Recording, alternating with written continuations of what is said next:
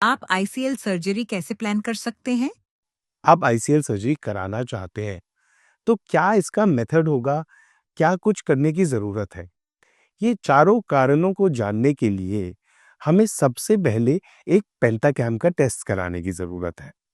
आपको एक अच्छा रिफ्रैक्टिव सर्जन चुनना होगा, जिनको आप ट्रस्ट कर सकें, जिनके साथ आप अपनी मेडिकल हिस्ट्री शेयर कर सकें, जिनके पास आईसीएल और लेज़र सर्जरीज़ दोनों का अच्छा एक्सपीरियंस हो।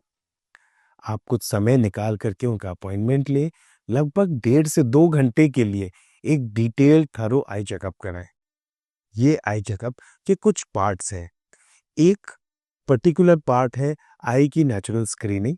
इसके अंदर आपका पहने हुए चश्मे का नंबर, आँख का नंबर, चश्मे जो आपको आइडियली लगना चाहिए उसका एक्यूरेट नंबर, तीनों चीज़ें मेजर करी जाएँगी। इसके साथ ही साथ आपकी आई का प्रेशर चेक किया जाएगा। इसको हम इंट्राओक्युलर प्रेशर बोलते हैं। एक थरो कंप्लीट आई टेस्ट होगा, जिसमें आपकी आँख के फ्रंट से लेके बैक तक कंप्लीट हर एक स्ट्रक्चर को डॉक्टर बहुत ध्यान से देखेंगे कि आपके कॉर्निया की स्थिति क्या है, आँख की पुतली की स्थिति क्या है, आँख के अंदर का जो नेचुरल लेंस है उसमें कोई कैटरैक्ट तो नहीं है, आँख के पर्दे में कोई डैमेज, कोई होल या कोई कमी तो नहीं है, आँख की ऑप्टिक नर्व में किसी तरह की कोई डिजीज़ तो नहीं है।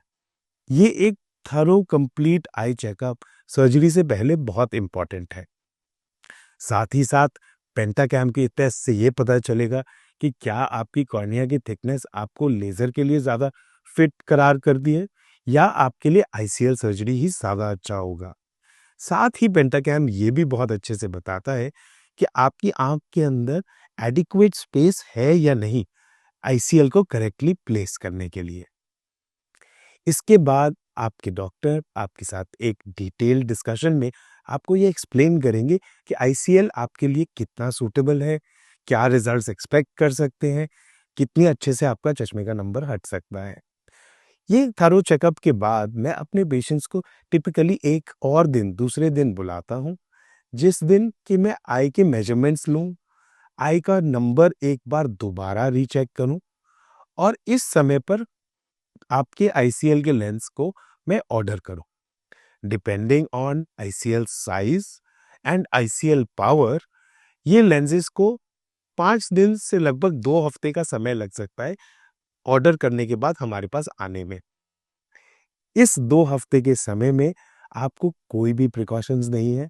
आप अपनी रूटीन एक्टिविटी कंटिन्यू कर सकते हैं, कॉन्टैक्ट लेंसेज पहन सकते हैं, चश्मा लगा सकते हैं, हर एक तरह का काम कर सकते हैं। एक बार आपके लेंसेज आ गए, इसके बाद हम आपकी सर्जरी प्लान करते हैं। सो मैं टिपिकली दोनों आईज का सर्जरी अलग-अलग दिन पे करना प्रेफ़र करता हूँ।